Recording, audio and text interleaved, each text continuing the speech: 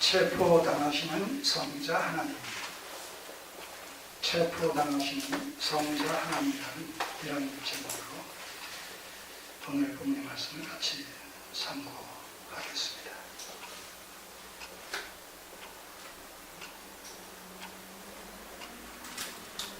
(6월절에) 마지막 생애 마지막 6월절 예식을 지키셨던 요한복음 13장부터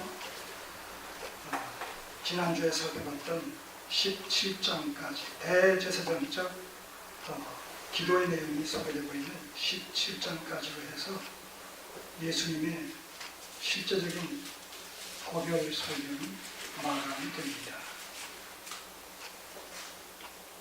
오늘 18장과 그리고 19장 두 장은 신학적으로 예수님의 고난과 순환의 장이라고 이렇게 명명되어 있습니다.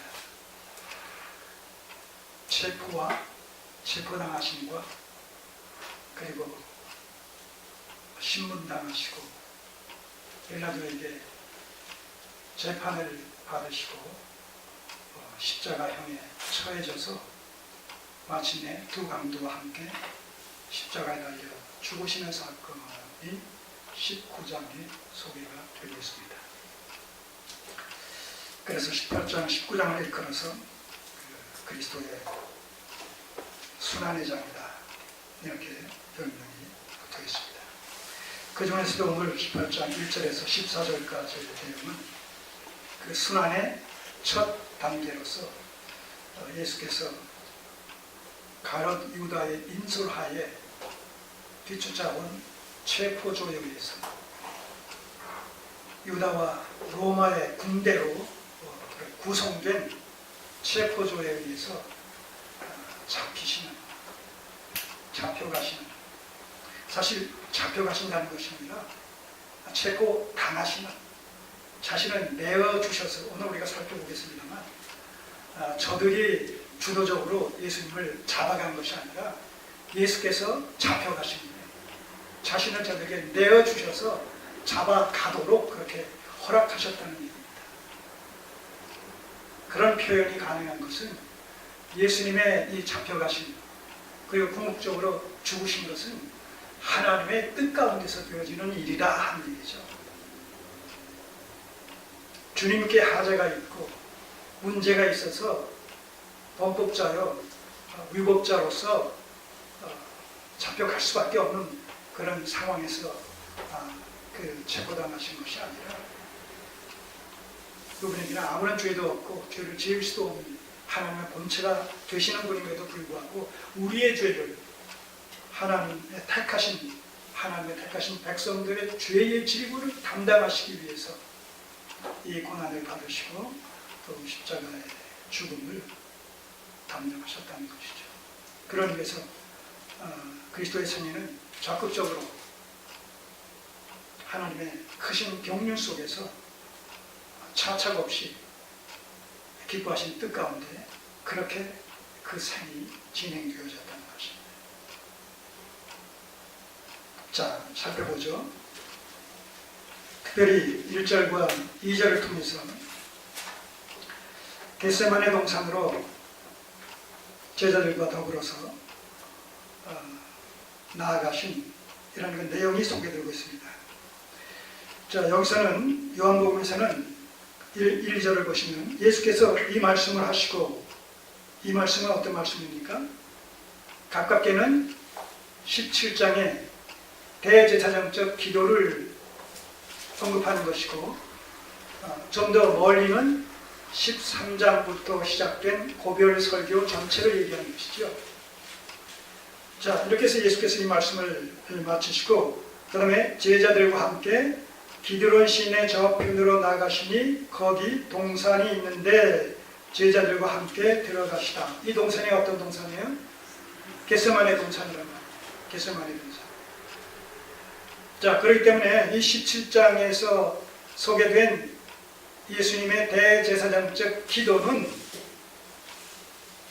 어디서 시행되어졌느냐라고 했을 때 6월절 음식을 잡수셨던 다락방에서 그 기도를 하셨던 것이다라는 사실을 우리는 정황상 추정하게 되는 것이죠. 그래서 그 기도가 마쳐진 후에 이제 제자들과 함께 뭐예요? 다락방을 나서서 기드론 시냇가 주변에 있는 겟세마네 동산으로 향하셨다는 거예요. 여기서는 소개가 되어 있지 않습니다. 만서도 이 공간복음, 마태마가 누가 공간복음에는 겟세마네 동산에서 주께서 무엇을 하셨습니까? 마지막 죽음을 목전에 놓고 최후의 기도를 드리셨죠. 그 기도를 드리시는 가운데 요지가 뭡니까? 만일 아버지께서 할만하시거든, 마태복음에 입각하면 할만하시거든 이 잔이 내게서 지나가게 하여 주옵소서. 그러나 거기서 끝나지 않고 그러나 내 원대로 마옵시고 아버지의 원대로 하옵소서 이렇게 끝납니다. 자, 여기서 우리가 주님께서 그 겟세마네 동산에서 이제 곧 십자가에 달려 죽으실 것을 염두에 두시고 마지막 아버지께 기도하는 가운데 할만하시거든, 만일 할만하시거든 이 잔을 내게서 피하게 되라. 자, 지금까지 하나님의 구속의 경륜 속에서 단 한 가지라도 어김없이 성부 하나님의 뜻을 받들어 공생의 사역을 담당해 오셨던 주님께서 이 마지막 순간 죽음을 목전에 놓고 육신적인 두려움에서 할만하시거든 이 잔을 내게서 지나가게 해달라고 기도하셨을까요?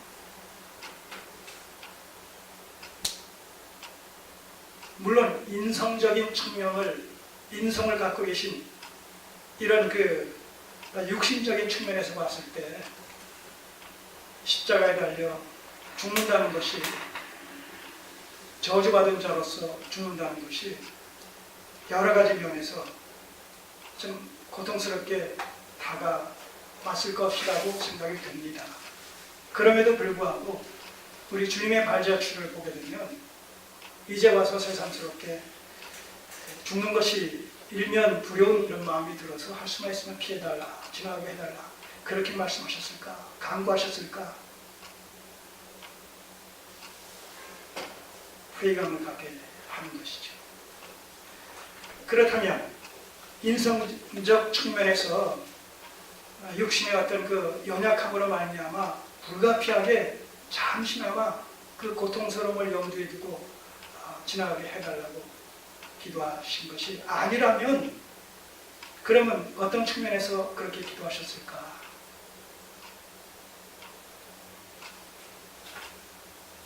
생각해 보세요.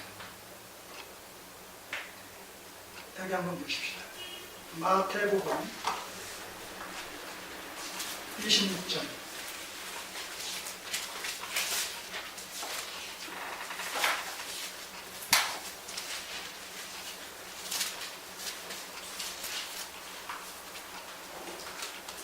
예수께서 십자가에 달려 죽으시는 그 광경을 기록하고 있는 마태복음 27장입니다. 27장 45절을 보시면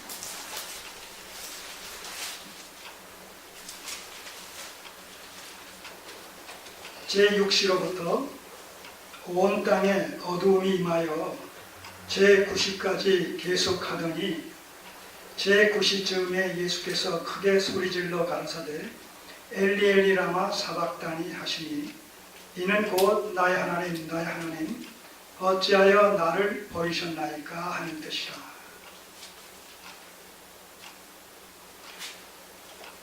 주님께서 십자가 위에 몇 시간 동안 달려 있으셨습니까? 6시간 동안 달려 있으셨어요. 오늘날 시간으로 9시부터 새벽 오전 9시부터 오후 3시까지 6시간 달려 있었었는데 지금 제6시로부터 온 땅에 어둠이 임한 이때는 언제냐면 정오에서부터 12시부터 3시까지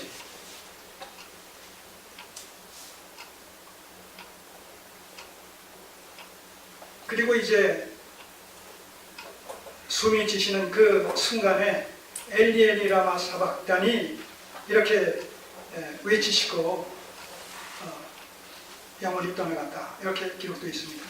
그 엘리 엘리 라마 사박단이라는 이 말은 무슨 의미라고요? 나의 하나님 나의 하나님 어찌하여 나를 버리셨나이까.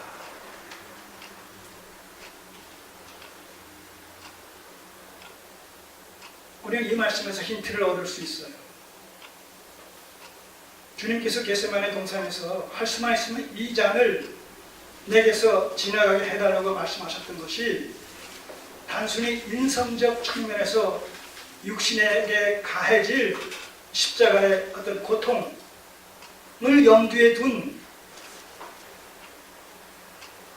한순간의 거절, 외면이 아니라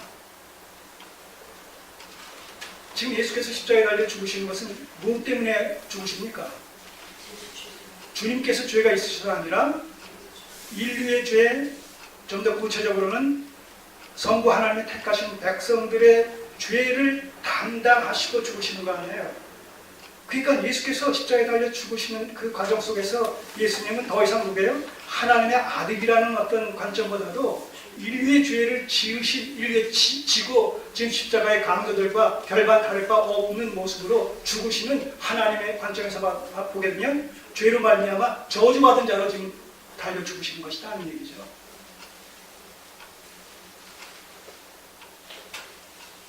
우리의 죄의 질부를 감당하심으로 하나님 앞에 하나님의 아들의 신분이 아니라 죄인의 괴수의 신분으로 지금 달려 죽으시는 거란 말입니다. 이사야서 59장에는 하나님과 우리 사이를 갈라놓은 것이 뭐라고요? 죄라는 죄가 하나님과 우리 사이를 갈라놓았다는 거예요. 예수께서 하나님의 아들이시지만 우리의 죄의 질부를 감당하셨을 때 하나님과 예수님의 관계는 성부 하나님과 성자 예수님의 관계가 아니라 하나님과 죄인의 관계라는 얘기예요. 저주받아야 될, 심판받아야 될, 바로 그것이 무엇을 의미합니까? 성부와 성자의 분리, 단절, 관계 단절. 삼위일체론적 관점에서, 삼위일체의 하나님이라는 관점에서 그때까지 성부와 성자 사이에 단절과 분리라는 것은 있을 수 없었어요. 언제나 하나됨이었었어요. 그런데 우리의 죄의 질문을 감당하시고 십자가에 달려 하나님과 원수되어진 자로서 죽는 그 순간 어떻게 돼요? 성부 하나님과 성자 예수님과의 관계가 단절돼 버린단 말입니다. 분리돼 버린단 말입니다. 이것에 대한 고통스러움, 영적 고통이죠 말하자면. 성자 예수께서 성부 하나님과 영적으로 단절되어지고 분리되어진다는 것은 그리스도에게는 엄청난 고통이고 엄청난 비극이고 감당할 수 없는 괴로움이 될 수밖에 없는 것이죠.